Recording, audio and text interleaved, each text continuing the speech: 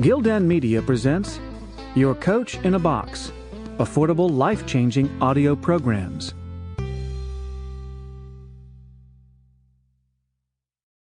The Behavior Gap: Simple Ways to Stop Doing Dumb Things with Your Money.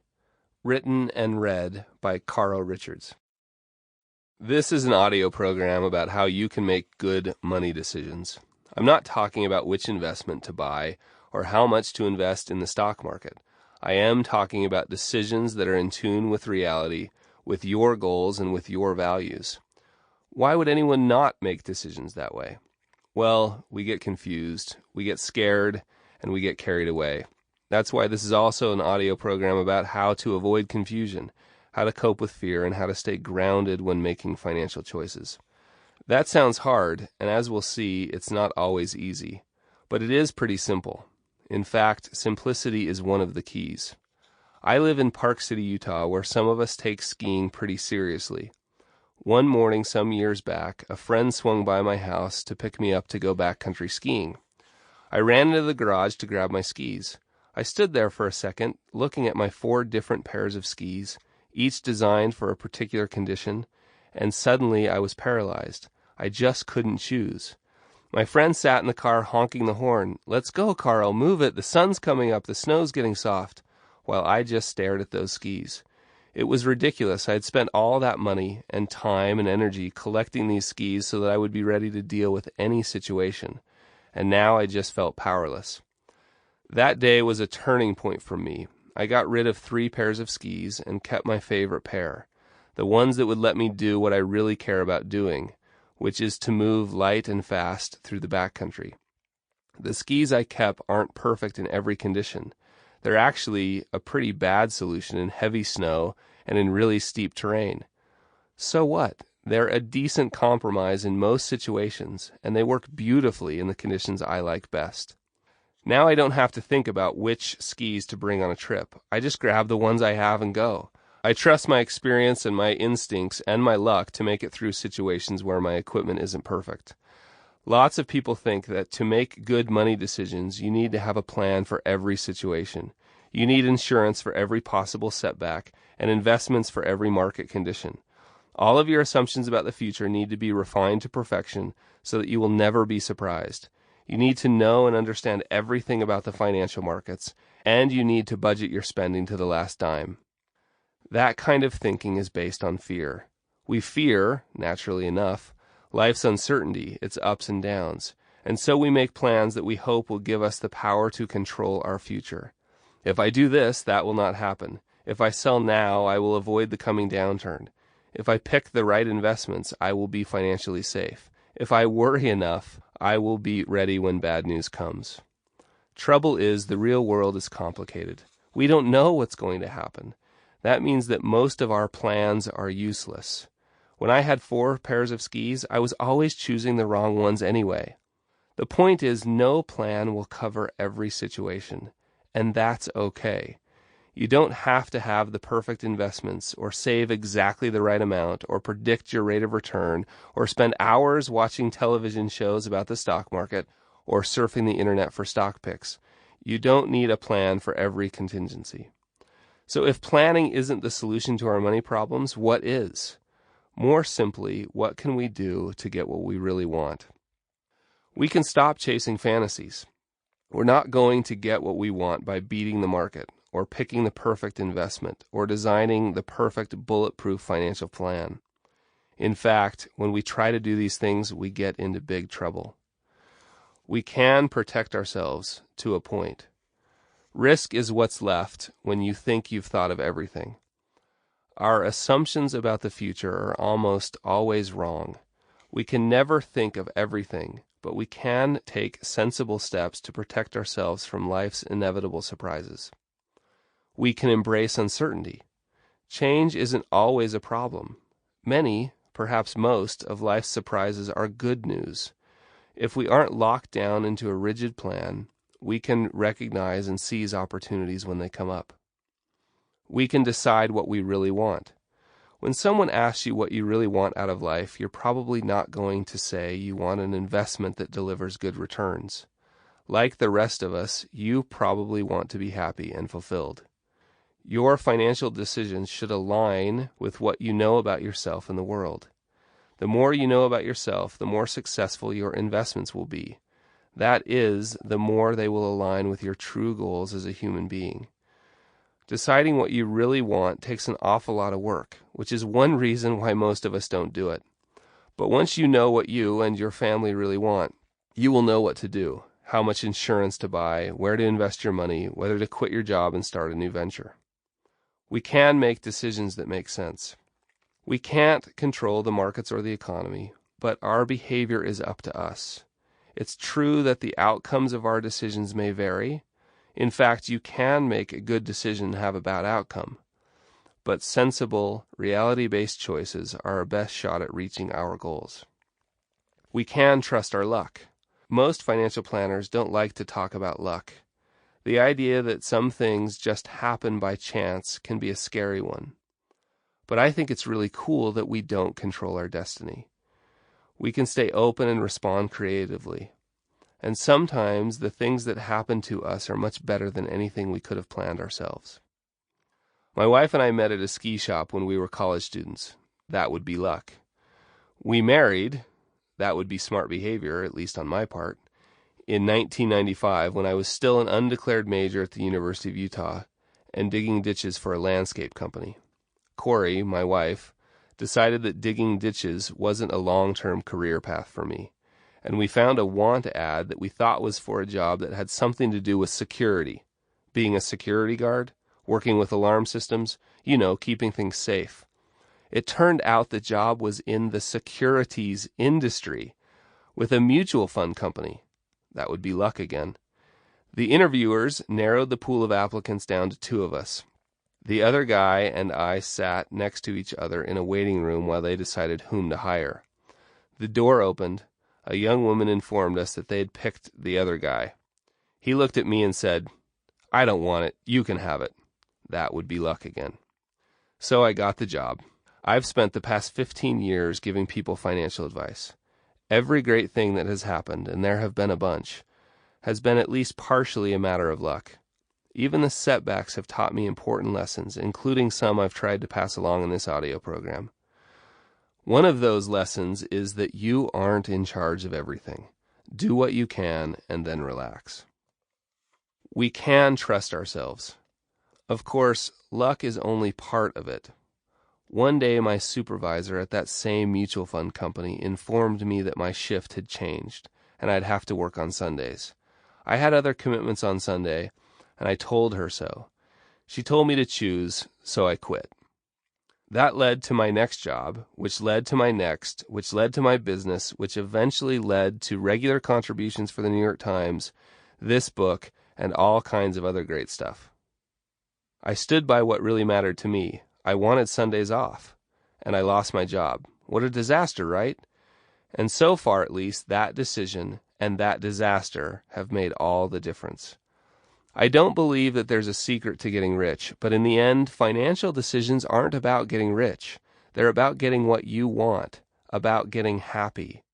And if there's a secret to getting happy, this is it. Be true to yourself. Maybe you've heard that one before, but I'll bet you haven't read it in a book about money.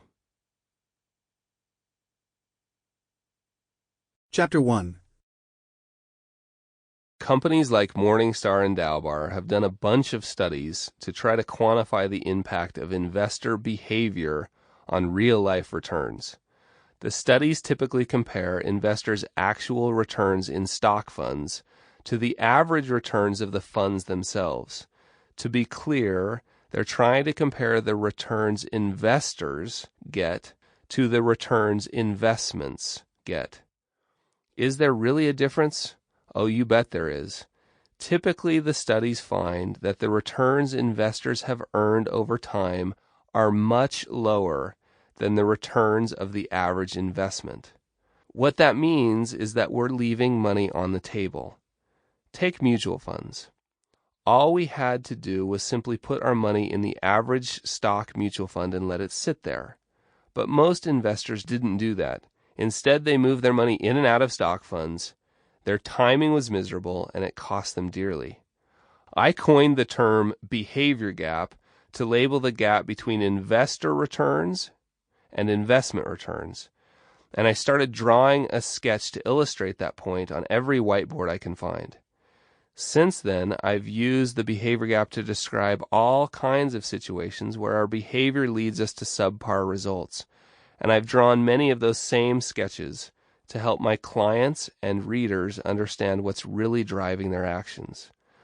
It's clear that buying even an average mutual fund and holding on to it for a long time has been a pretty decent strategy, but real people don't invest that way. We trade, we watch CNBC, and we listen to Jim Cramer yell. We buy what's up and we sell what's down. In other words, we do exactly what we all know we shouldn't do. I know it's time to be cautious when I get lots of emails from readers of my New York Times blog urging me to add stocks to my holdings. Likewise, I know it's probably a pretty good time to be hopeful about the market's prospects when certain friends and colleagues are anxious to sell stocks. What's incredible is that they know it too. We laugh about it together. They know their impulses to buy and sell are dangerous. They rely on me to help them keep those impulses under control.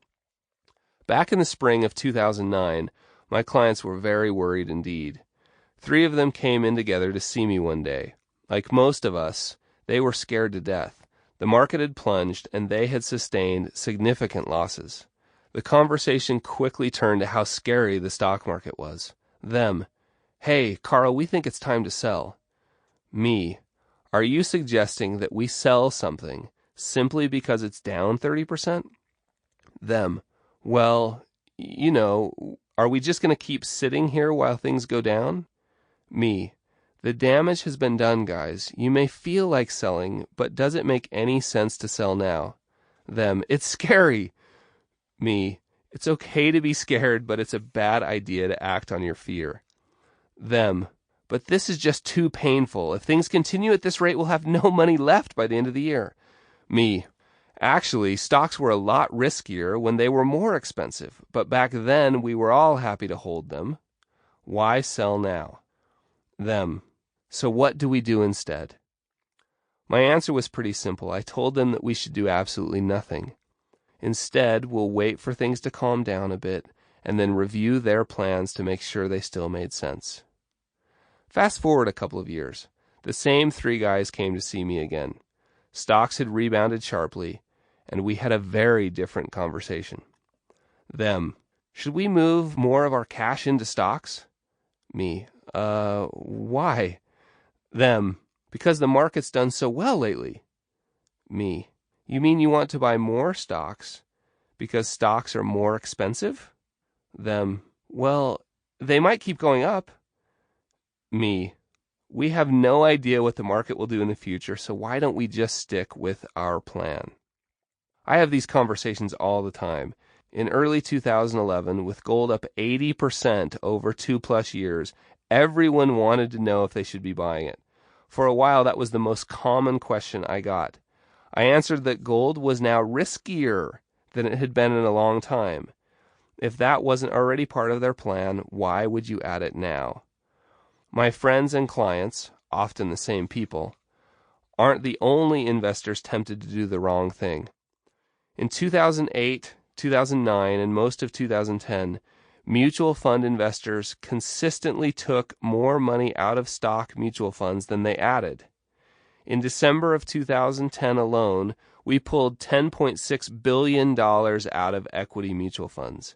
Then, in January of 2011, someone hit a switch. That month, we poured an estimated $30 billion into the market. Investors had decided that it was time to get back into stocks. This decision came after an almost 100% gain from the market bottom in 2008. Is it rational to pour money into an asset that has doubled in value in less than 2 years? Would you buy a house that had climbed in value from $300,000 to $600,000 in 2 years? What's that? You did? Well, how did that work out for you? Let's go back to the early 2000s. The dot-com market is booming. The NASDAQ has gained better than 80% during the past year. People are borrowing against their home equity lines and using the cash to buy stocks, especially technology stocks. Investors put close to $44 billion into stock mutual funds in January of 2000, according to the Investment Company Institute, shattering the previous one-month record of $28.5 billion. We all know the story from here. Money continued to pour into stocks, breaking records for February and March. The Nasdaq climbed to 5,000, only to plummet, losing something like half of its value by the end of the year. But if you think we get irrational at market tops, wait until you see how we behave at market bottoms. October 2002 was the 5th month in a row that investors pulled more money out of stock mutual funds than they put into them. The first time ever such a streak had occurred.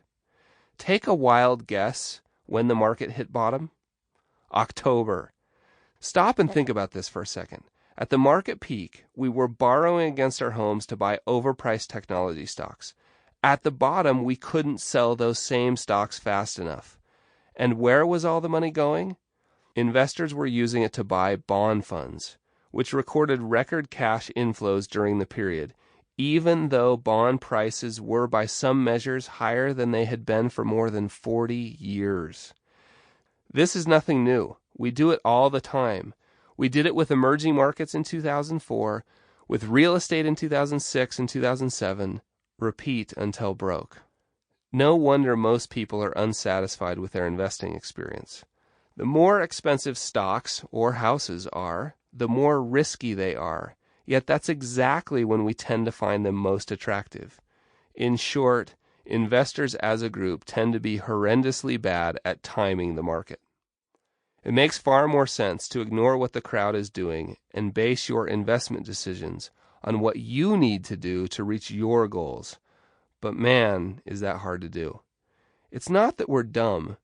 We're wired to avoid pain and pursue pleasure and security. It feels right to sell when everyone else around us is scared and buy when everyone feels great. It may feel right, but it's not rational. Investment mistakes are investor mistakes. I am more convinced than ever that all investment mistakes are really investor mistakes. Investments don't make mistakes. Investors do.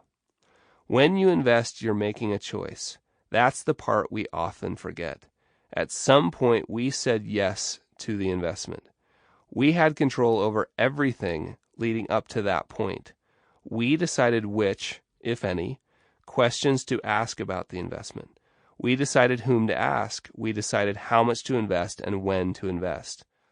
If an investment performs well, we like to think, I picked a winner. And hey, it's nice to take credit when things go well. But when one of our investments tanks, it's someone else's fault.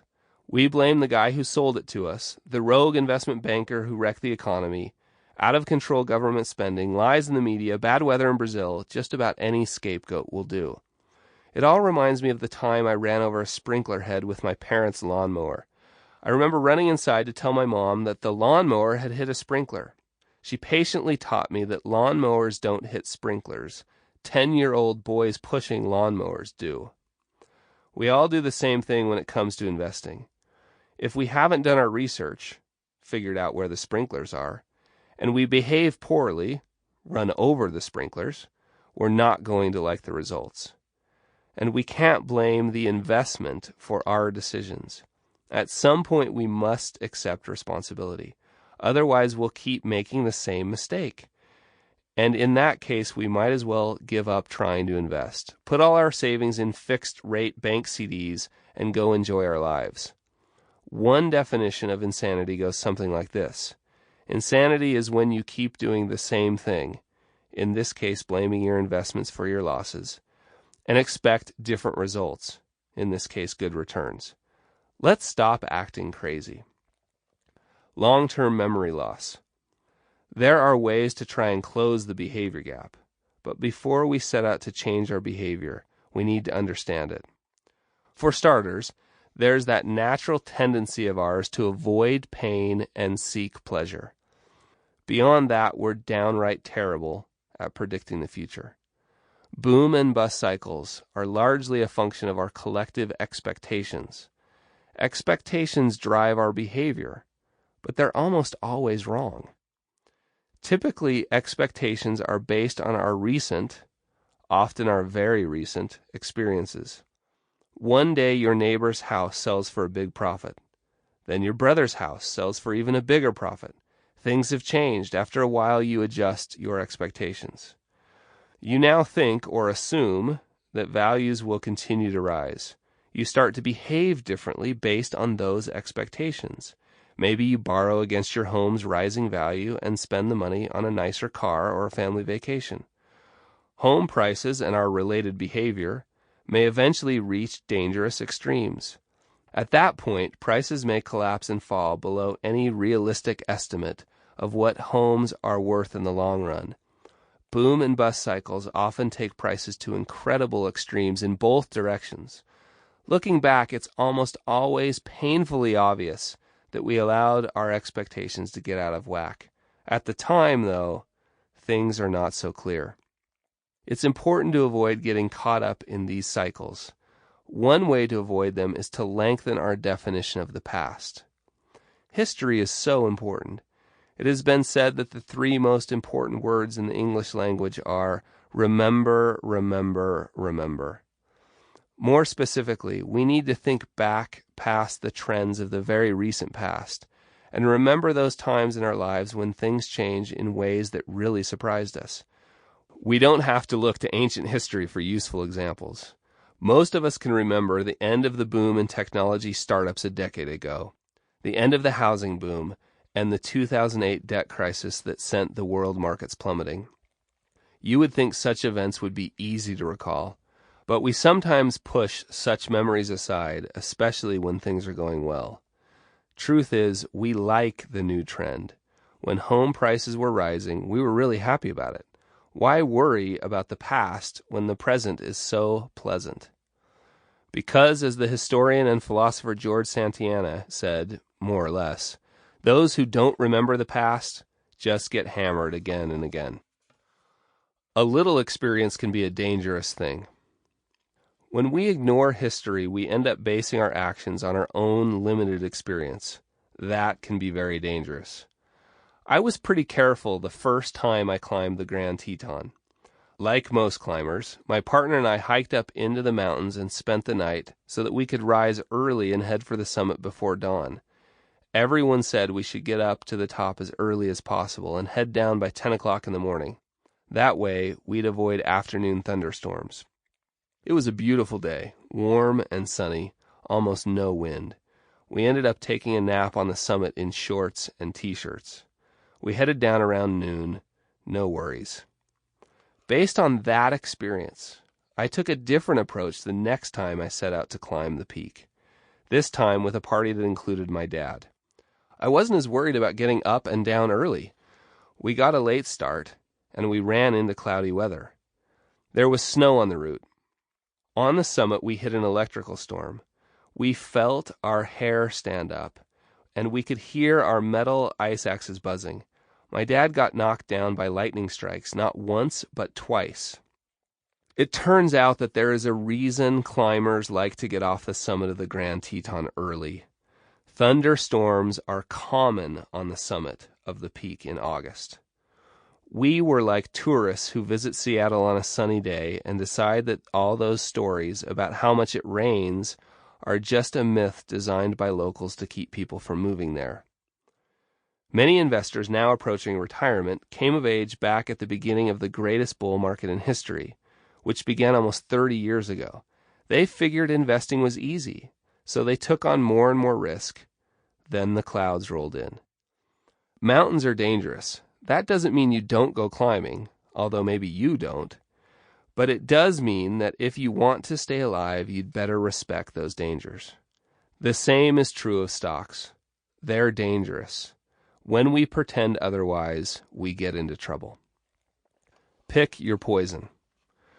We often treat fear and greed, the primary drivers of most of the big behavioral mistakes investors make, as flip sides of the same coin. but they're really two very different emotions. It's important to figure out which emotion is the bigger issue for you. That knowledge will help you manage your behavior during periods of fear and periods of greed. If you're like most people, you will find the pain of loss outweighs the pleasure you get from gain. In that case, you can manage your portfolio to reduce the pain to a level that you can manage even during truly bad market downturns. That just means being more conservative with your investments. You may miss out on some gains when the market rises, but you'll know that your risk is reasonable. But what if you have the opposite problem? What if you just can't stand sitting on the investment sidelines and hitting singles and doubles while your brother-in-law brags about hitting home runs?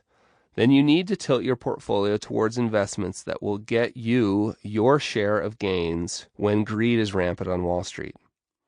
If you pursue this more aggressive investment strategy, you will always be positioned for bull markets, but you will suffer the brunt of the next downturn. That's fine, just make sure the portfolio isn't so aggressive that you can't handle those times. What I'm saying here is that you can't have it both ways. Building an investment strategy that leans towards managing fear is fine. Building a strategy that leans towards managing greed is also fine. Each path has its benefits and its penalties. The idea is to aim for a balance that truly reflects your own emotional strengths and weaknesses, so that you won't feel compelled to jump in and out of the stock market, shifting back and forth between a more aggressive, designed to manage greed, and a more conservative, designed to manage fear, approach. I repeat, you can't have it both ways. And yet we try to do that all the time. When the market soars or hits a rough patch, there's a natural tendency to do something fast. Our natural reaction is to sell after bad news, when the market's already down, or buy when the news is good, after the market is already up, thus indulging our fear and our greed. It's an impossible strategy. Overconfidence. Overconfidence is a very serious problem. If you don't think it affects you, that's probably because you're overconfident. In fact, the people who are the most overconfident are the ones least likely to recognize it. Worse, as the level of overconfidence increases, the cost of our mistakes will increase as well, since our confidence makes us willing to take on more and more risk. Long-term capital management was a hedge fund run by extremely smart people, Nobel Prize winners, in fact. The geniuses at long-term were positive that the most they could ever lose in a single day was $35 million. Then one day in 1998, they lost $553 million. The fund ended up losing $3 billion. Alan Greenspan, chairman of the Federal Reserve System under 4 presidents, and the subject of countless raves in the financial press, could do no wrong. Yet Mr. Greenspan's steadfast belief in the validity of the models he had used for almost 40 years contributed to the worst market crash since the Great Depression. In October of 2008, Mr. Greenspan admitted to Congress that he was shocked when the models he had used so confidently turned out to be flawed. It would be nice if only Nobel Prize winners and Federal Reserve Board chairmen were prone to overconfidence. But reams of research show that the rest of us have a similar problem. Fortunately, we can do something about it. We can recognize that we're not as smart as we think we are. In fact, the smartest investors are the ones who acknowledge that they're not smart enough to forecast events or pick the best stocks or avoid every scam or the next time you're about to make an investment decision because you're sure you're right. Take the time to have what I call the OC, the overconfidence conversation. It's been a truly powerful tool to help people in their decisions. Find a friend, spouse, partner, or anyone you trust and walk them through your answers to the following questions. If I make this change and I am right, what impact will it have on my life? What impact will it have if I'm wrong? Have I been wrong before? A guy I know had his money invested in his company's stock. He had enough money to retire Sample complete. Ready to continue?